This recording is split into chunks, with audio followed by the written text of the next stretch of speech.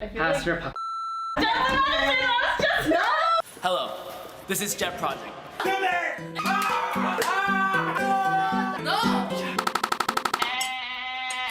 Today we have a very good friend of ours.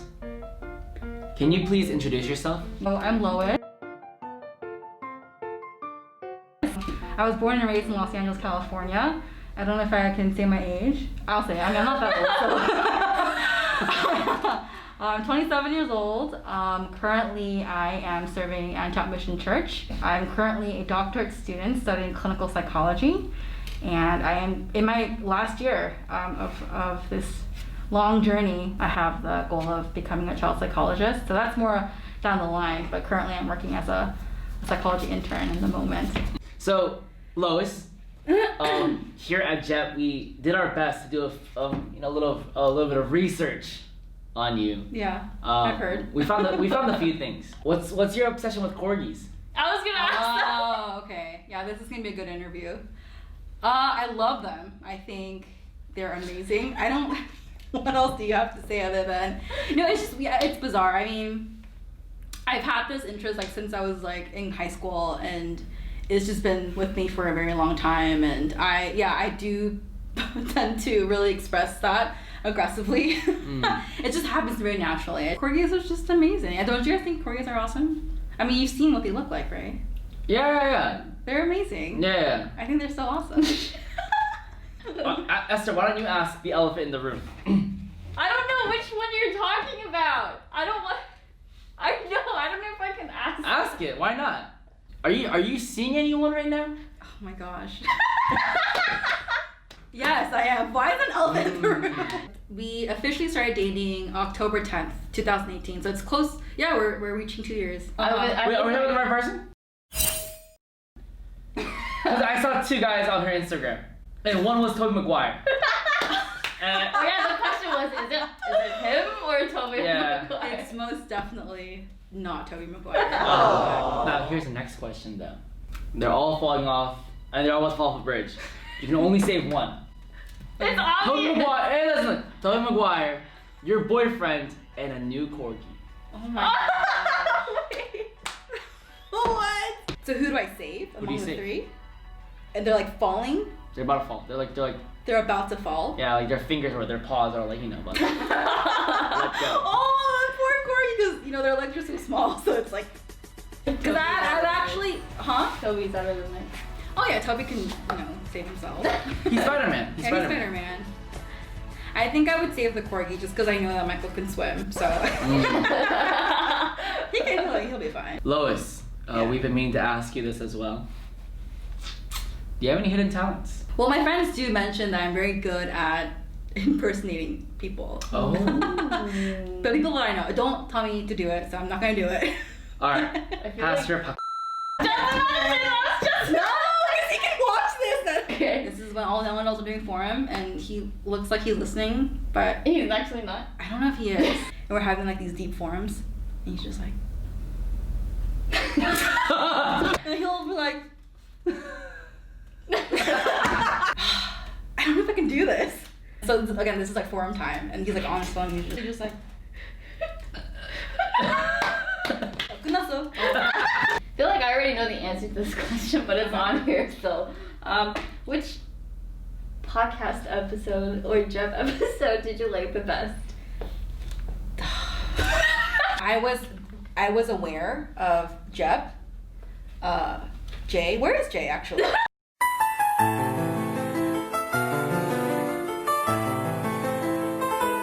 This is supposed to be Jeb. No, That is actually we're the doing a whole question. documentary on that. It's a question of the century. Ah. We actually don't know where he is. Okay, fine. I really liked the sibling one. Oh. You guys had the sibling one, right? Yeah, your sister was here. Did you actually listen to it, or did you see it on Just on Instagram? Instagram post. Yeah. I heard. Okay, I saw a little bit of that. Wait, who told you about it? I saw it. She saw the picture on Instagram. I know a little bit about it. You watched the video? A little bit. Because there was no video. It was at this moment that she knew. She There There was no video. It was a podcast. No, yeah. I meant podcast. Video podcast, same thing. Yeah, and Lois, we appreciate you today. Thank you for coming on.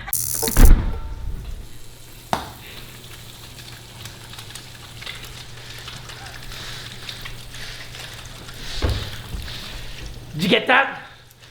Because each person goes through different things in life, and we were Right. just wondering if you had a shareable experience that you would be able to share with, our viewers, or Uh-huh. one of the viewers who might be going through the same thing, and Okay. how you got through that. Yeah, when we talk about family, we all have family, and even if it might not be a traditional type of problem, we all have some sort of issue, within our families. And for me, that's kind of where my story comes in. Is even for me as well. I grew up, with very difficult circumstances of having someone who is struggling with alcohol. You hear it all the time that Jesus is the Christ, and you're constantly imprinted with the messages of only Christ, and that He's the solution to all your problems. And even as a child, it's constantly imprinted in you, right? But even though I knew that Jesus was the Christ, when I looked at my family circumstances, it was a little bit of a different story. And as a child, it was really hard for me to kind of apply that message in my everyday circumstance. My dad being someone who was struggling with alcohol, and he was also he was physically disabled, so he wasn't just an alcoholic, but he was a man of many scars. In that that physical disability, the scar of not feeling normal, right? Since I was a very young child, and kind of experiencing the hardships of the world just kind of criticizing him, and everyone just looking down on him, and just feeling alone, right? And so even when you look at him now, he goes through, all the alcohol, all the violence, all that. It's a reflection of how he really felt in the inside. Now, as a kid, and all the way up into high school, I don't know that. I just feel like he's just a terrible person, and he's just someone who's, causing so much trouble in our family. But when I was hearing the gospel for I've heard it so many times, but I feel like kind of like that song, "One Day It Came to Me." It was that moment where in senior year of high school, I was hearing this gospel message, and it became more imprinted in me, and I was enjoying this true answer of only Christ in my life. In the Word of God, if it says that Jesus is the Christ, Son of the living God, that it has been finished, then that also applies in my life too, right? I thought I was always in pain, but it wasn't me that was in pain. It was my dad who was in more pain than I was, and I never knew that. The reason why I'm so more drawn to the underserved community is because I see and recognize that there is no answer but Jesus. But when the child doesn't receive the help and the assistance that they need in that moment, it just sticks with you until you're an adult. If I was to, give any kind of information or advice to any remnant who is going through a family problem, know that that is actually a huge blessing, because that was a blessing for me. In this family that I'm in, He wants me to connect it to the world. And why? Well, to see the answer. Yeah, there are problems in this field, but that the answer is only Christ. And that the work that I do is not about just helping the person psychologically with all these treatments, but that you do that work so that you relay the true answer of Christ. And that's kind of where I'm standing right now. Even going to a doctorate program and doing all this, it's not because I'm smart. People actually have that misunderstanding, oh, you're so smart. Everyone thinks you're smart. But that's actually a huge misunderstanding, because even in high school, I was barely making it. I was on the cusp. It's not They all say that. No, 근데 I'm not speaking Korean, but God's not looking for someone who knows, who's very intelligent, or God's looking for someone who has the covenant. And I think because of that vision that I have that God's given to me, I'm able to do the studies that I'm doing right now. I'm able to do the work that I'm doing right now, all for God's kingdom in the end. Because I'm sure there are some people who are they're thinking about grad school, or they're in grad school, or they've got accepted to a grad school and they don't know what's about to come. And if you have any words of advice for those people. I think it's really asking about, what is it that you really want to do? And if you do want to go into grad school, why do you want to do it? And you have to really have the reason from God. It can't be your own, because experiencing grad school, it's definitely hard. So not only is it difficult, it's a lot of time, and you are spending lots of money. Well, at least for me, if your PhD programs are, it's funding, so it's not as bad. But if you want to go into society like me, you're gonna have lots of money to pay off later on. But but besides all of that, those things are all just things that God will take care of, because his absolute goal is world evangelization, and my job is world evangelization. So all of that will be taken care of. I believe that. Right, God? Sweet. Do you guys know what clinical psychology is? Yeah, why don't you actually? Yeah, no, why don't you? That's a great way to answer that question. She said, she says, oh, you know what? Why don't you tell me? I would say clinical psychology is more catered towards like mental disorders, and yeah, research too. I would say clinical psychologists, it's both. It's research and also like private like practice therapy. It's more of like the medical version of psychology. As a believer of Christ, when I look at the field of psychology, it's ultimately explaining to you, why you have a specific disorder, because of family and circumstances, genetics, and all that. But you know what? Ultimately, at the end of the day, mental disorders is only a label. Like depression, anxiety, those things I would say are only labels, or only labels that the world kind of put a label on because they want to define a specific behavior or whatever emotional experience that they're having. But at the end of the day, when you take out all those labels, it's pretty much people dealing with scars in their family, or dealing with scars that they're experiencing in their lives, and generational curses, right? Like genetics. If your mom or your dad has a history of depression, then you're also likely to have it as well. So not only is it spiritual, but even in science, they've proved that there is something going on within the family line. That's clinical psychology for you. Does that clear it up for you? So in the next, I guess, 10 years, 15 years, 20 years, where do you see yourself? Originally, I wanted my private practice to be like, we are Christian psychologists. So we are people who, believe in God. I kind of want to showcase that in the forefront, but then I realized if I do that, I might not get it's gonna be a specific people who come, right?